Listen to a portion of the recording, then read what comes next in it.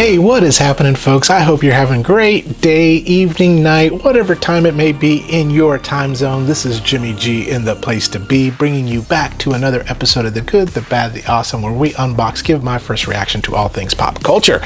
So if you like that kind of stuff, go ahead and hit that like and subscribe button and be notified when we have new videos. Well, today we are doing another retro toy review, but first I'm going to show you my new little thing that I got. So I went to the Transformers 40th anniversary event in the cinemas and got my popcorn bucket, I got my cup, and went and saw that. So we'll talk about my thoughts about that at the end of this video, but today we're going to review this guy I've been waiting for. Good old G1 vintage Optimus Prime. And yes, this is the 1985. I have the trailer and stuff down here, so we're going to look at that. Thank you, Rocky at Krypto Comics, for this amazing bot in an amazing shape for an amazing price. So let's go to my lab and check out Optimus Prime.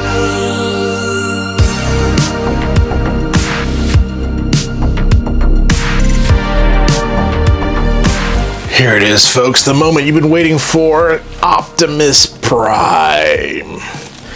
Here he is. Freaking phenomenal. When I saw this at Krypto, I was like, I've got to have it. And I passed it up, and I was like, no, I need to get it, because I wanted it to, at Fanboy, have Peter Cullen autograph this trailer right here. I don't know if I'll have him do it or not. Some people say it enhances, some people say it takes away. This is going to be my collectible. Not going to be giving it to anybody or anything like that. It is mine. But we've got G1 original vintage Optimus Prime, and he is a beauty. He's gorgeous, and he came with everything. So first of all, we got the instruction booklet. It has a little fold on it, but that's okay. But that's the instructions for heroic Autobot Optimus Prime. On the back, it shows the bloated Optimus with the gray, and then the bloated gun there. But we didn't get the bloated gun. We just got the regular gun, and with the silver missiles and stuff like that. But we also have Function Commander. We got the original stat card there. We have his blaster, which is in amazing shape, really cool. We got the 2 missiles. The other 2 are already in the trailer, so it came with all 4 missiles. Came with this little piece that most people lose, the little gas can thing, and then everyone's like, where's Roller? Well, Roller is right here with this intact and in beautiful shape, this little hose. So really great work. Whoever had this guy took amazing, immaculate care of this robot, man. I'm telling you what, they just knocked it out of the ballpark by just... They were one of those kids that played with their toys very gingerly, I bet. But this, so cool with the roller. And then, of course, the piece de resistance itself is Optimus Prime. So first thing, let's take a look at the shape of the trailer. And this trailer is in great shape. You can kind of see here, you see the defects in the plastic, the decal on here. We got a little bit of scratch right there. But the wheel, the chrome looks good on the wheels. No real... like scratches and dings anywhere. You can see some little wear. It needs a little bit of cleanup. We got the T, is that T4? It says it in there.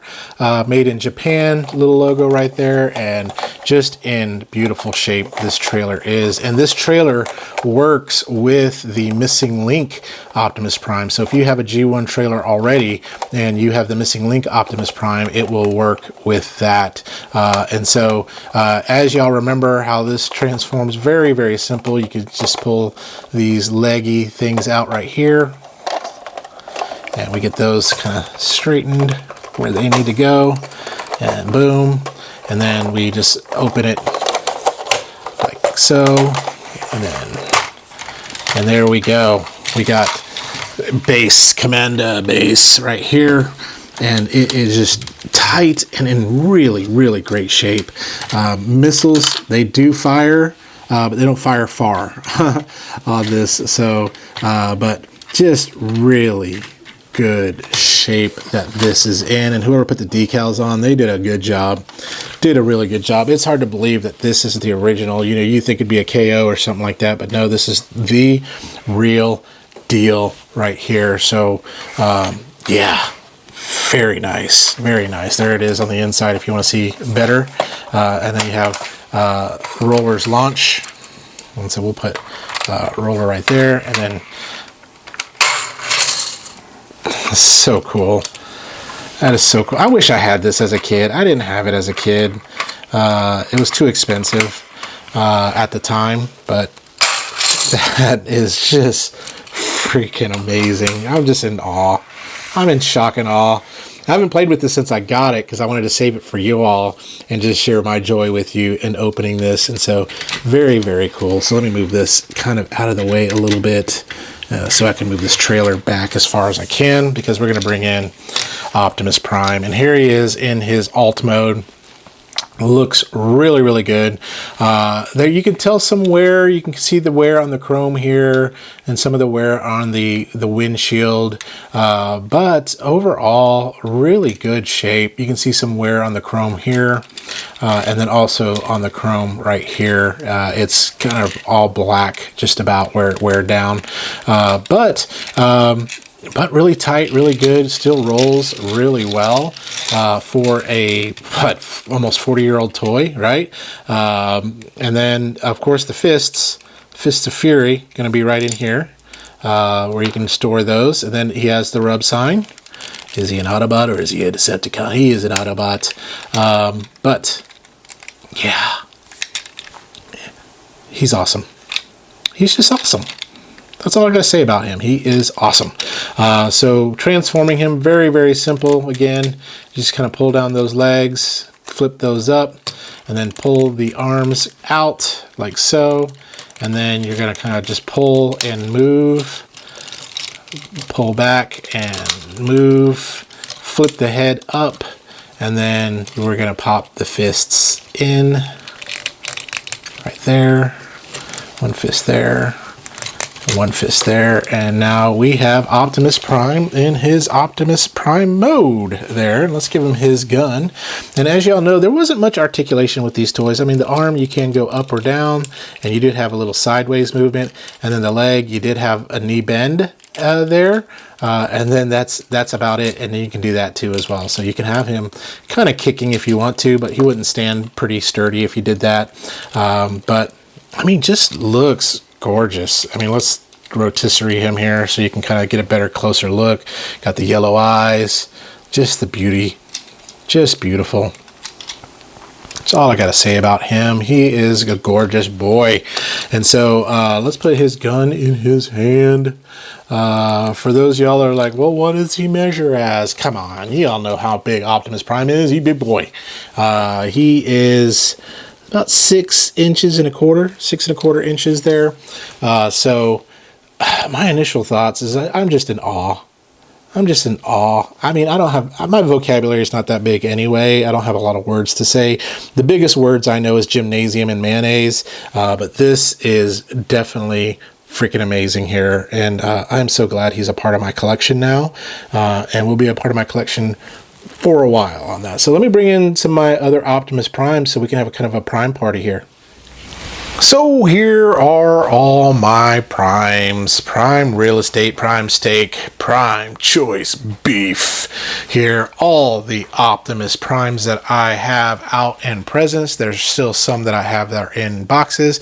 Did not include Armada Prime into this. You know, I probably should have brought him in, but you know what? We'll just leave it to these guys who are around the same color as our good old boy G1 Optimus Prime right here. Everyone remembers this guy, good old missing link, the Toon version of Optimus Prime, world's smallest micro Optimus Prime, Dr. Wu, core class. I forgot a Prime. I need to go get him. But we also have the Nendroid Optimus Prime. We have Siege, not Siege. It's oh gosh, I keep getting Netflix. War for Cybertron Optimus Prime. We also have the Bumblebee movie Optimus Prime, the animated Optimus Prime. There's good old Magic Square Optimus Prime. There's a lot of Prime. Back there is the Masterpiece scaled Optimus Prime from Magic Square. And then of course, big boy in the back, Pengu Toys. Optimus Prime right there, and he's not even the biggest one I've got. I've got the Lumen Resources that I can't wait to review for you all. But that is all the primes in the world. Jesus loves the little primes. There we are.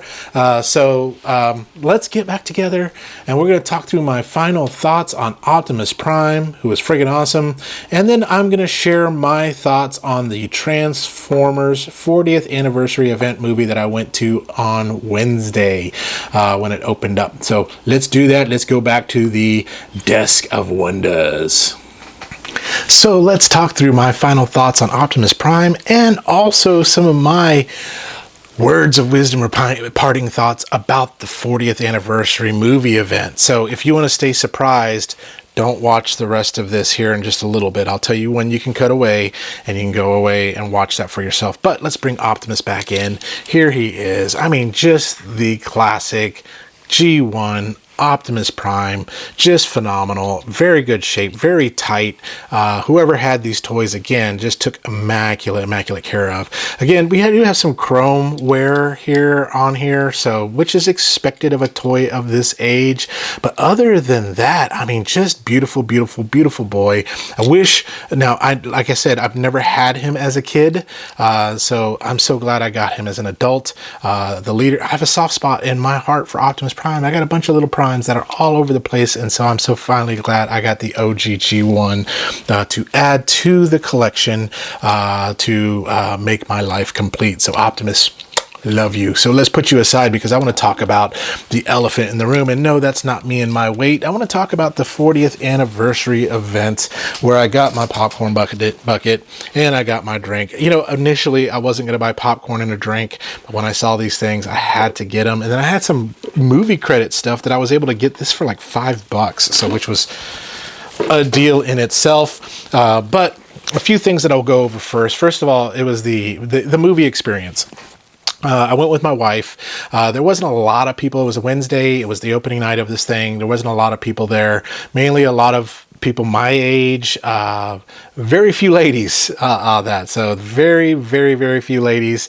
And the ladies that were there, most of them were with their husband, just humoring him, and probably was glad to be out of the house without the kids. There was one kid in there that a dad brought to see this event. And so there we go. But I have to say this, movie theaters really didn't get their audience on this, because you know how before the movie they have the previews?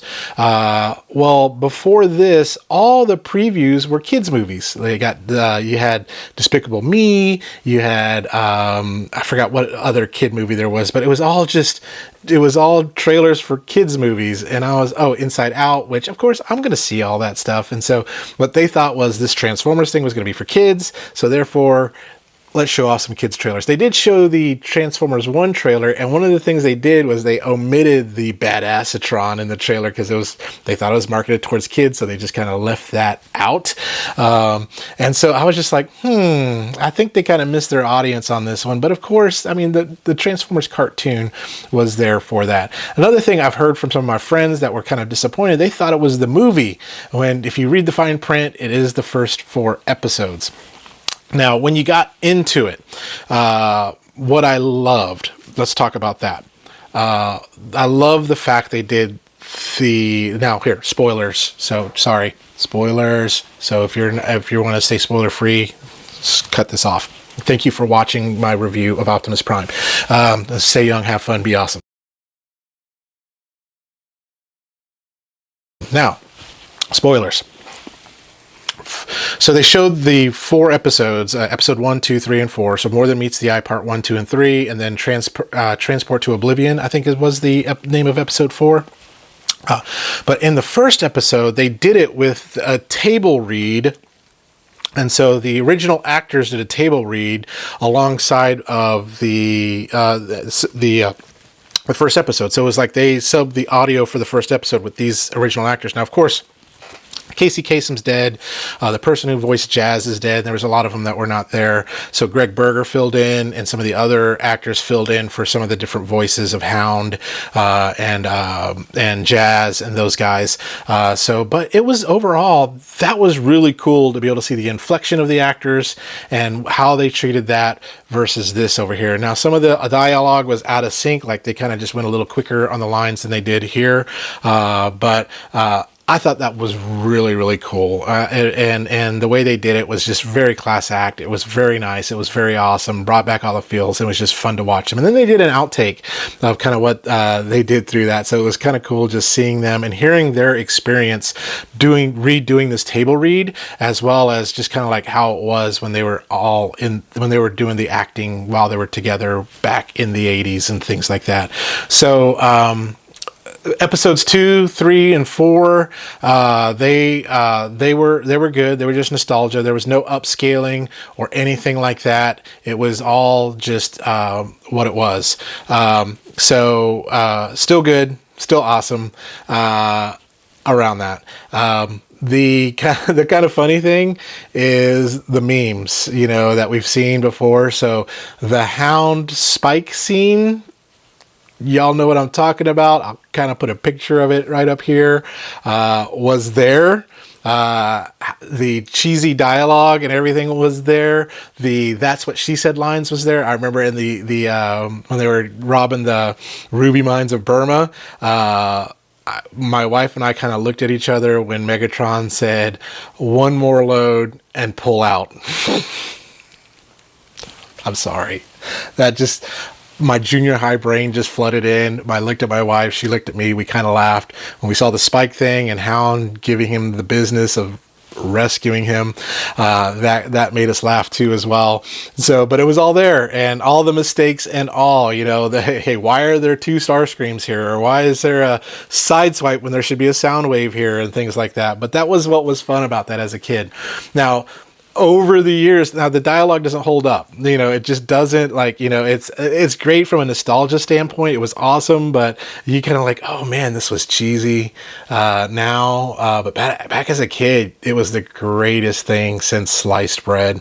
And I told my wife, I said, you can see how it catered to the ADD brain, because something was happening about every 5 minutes, just like there was a transition here, transition there, and things like that. And then of course the narrator, and now we return to Transformers, was awesome. Now the bad.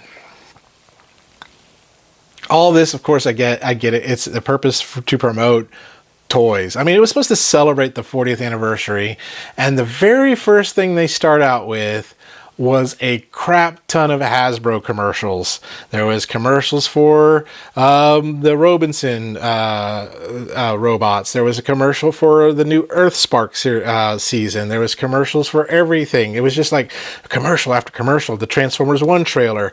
And so I sat through all the theaters commercials, and then I sat through all of Hasbro's commercials on it there too as well. I mean, it was good seeing some of the bots and the boxes and things like that, and seeing the intro, but it was just like, it felt like it was one big commercial-thon before we got into the episodes. If it was me and they wanted to do that, why not do that in the commercial breaks of the episode? So have someone introduce what's going on. First episode, you have the commercial break, and maybe do a commercial. Maybe after the first episode, you do whatever promo, and then after the second episode, you do whatever promo, and so you just kind of break it up that way. I wouldn't mind that happening. The second bad thing that I didn't like was, like, after the 4th episode, it just stopped. There was no thank you for coming, thank you for watching. There was no one more thing or huge surprise. It just stopped. Theater lights came on and we were done. And I was like, and me and my wife looked at each other, and everyone in the theater was like, that's it? Oh, okay, I guess it's time to go. But those were my 2 minor complaints on this. Now, the cool thing is I didn't have to pay to go to this. I had some movie credits through Cinemark Movie Rewards, so it was free. Now, would have I paid to go? Absolutely, I would have paid. Do I regret going? Absolutely not. On a scale of good, bad, awesome, I mean, it was pretty awesome. I just thought the table read thing made up for the whole thing. I thought it was great. It was pretty awesome. I would see it again, and just brings you back, and it brought me back to that nostalgia of as a kid when you would rush home after school, turn the TV on, and there it was, Transformers came on. And so that was the feeling I got, and it was really cool. And it was really cool seeing a guy bring his son who kind of was introducing him to his childhood, and that was kind of really neat to see too. So 40 years old, Transformers, you are awesome. It's there may be things that I don't love that you do, but there's more things that I do love that you do, and I love the awe, the wonder, and these robots in disguise that were two toys in one. So that was my overall take of that movie thing. So that's how I feel. If you get a chance to go. If you don't, I mean, you're gonna miss. I mean, it's not. But maybe they'll release it on DVD or something like that. So, but that's all I gotta say about that. So tune in next time when we talk about something else, good, bad, or awesome. But in the meantime, y'all remember to stay young, have fun, and be awesome. We'll talk to you later. Bye bye.